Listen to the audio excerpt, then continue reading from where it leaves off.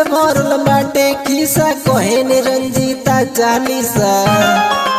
UP में हवे इनकर घर बड़ी मुश्किल से करे गुजर। घर परिवार बाटे गरीब रहे घरे झोपड़ी नसीब। ठीक से मिले ना खाना पीना मुश्किल से करत रहे जीना।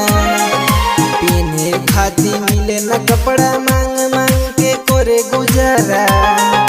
दुख से भरल बाटे खिसा कहे नी रंजीता चालीसा।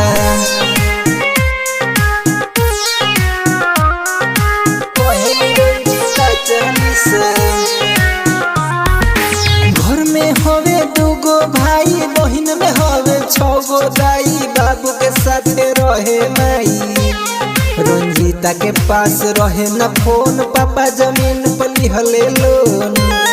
रंजीता के किन के दिहले मोबाइल वीडियो बनावे रोके स्माइल। गरीबी रेखा के वीडियो बनैली सोशल मीडिया पे वायरल भइली। जातर लंदन गाना टाइटल वीडियो बना के भइली वायरल। Music by Aditya.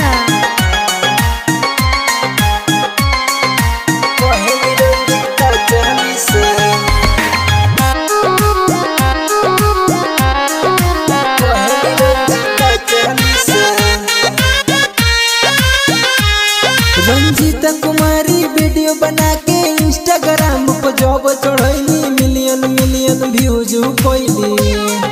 मीडिया के लागल पूरा पता रंजीता से पूछले सच्चा। गरीबी के अपन बनैली औजार वीडियो बना के भइले स्टार। पब्लिक दे दे उनके बधाई रंजीता के आगे बढ़ाई। रातों रात रंजीता वायरल वीडियो देख भइल सब पागल।